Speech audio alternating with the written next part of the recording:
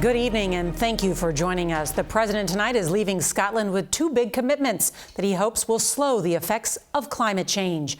President Biden announced today an effort to cut greenhouse gas that significantly contributes to global warming.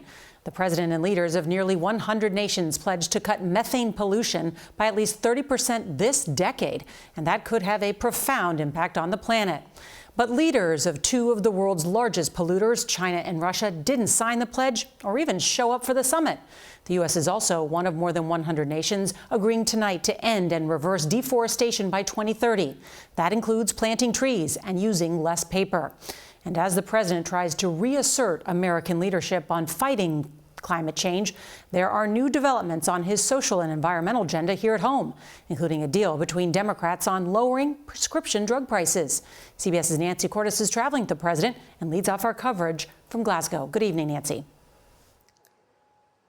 Good evening, Norah. Before flying home tonight, the president said he could not recall two more consequential days for the future of the climate.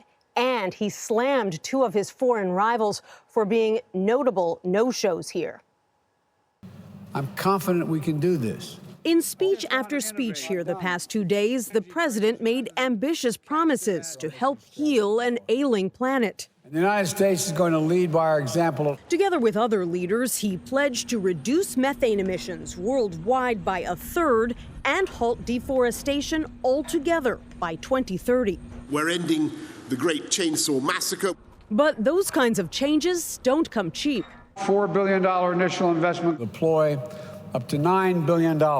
And they require the consent of a divided U.S. Congress. How do you convince Republicans and even some Democrats to get behind more spending if they look at this conference and say, China isn't meeting these global goals, Russia doesn't intend to meet these global goals, why should we? Because we want to be able to breathe and we want to be able to lead the world.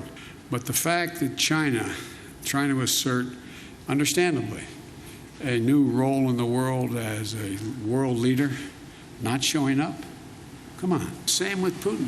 He has serious climate problems, and he is mum on the willingness to do anything.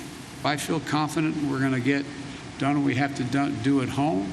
Yet at home, his party is still struggling to lock in the votes for Mr. Biden's Build Back Better plan, which includes $500 billion worth of climate measures. The White House knew exactly where I stood. Today, Senator Joe Manchin from the coal state of West Virginia said he still has concerns that need to be addressed, as another group of Democrats struck a deal on a big new provision that would enable Medicare to negotiate with pharmaceutical companies to bring down drug prices. It would also cap out-of-pocket drug costs for seniors at $2,000 a year. Many of us would have wanted to go much further, but it's a big step in helping the American people deal with the price of drugs. Under this compromise, Medicare would only be allowed to negotiate down the prices of a handful of very expensive drugs at first, but still, it would be the first time. President Biden said tonight he is still confident that he will get the support he needs from Democrats to pass his bill, though a vote this week, Norah, is now looking less likely.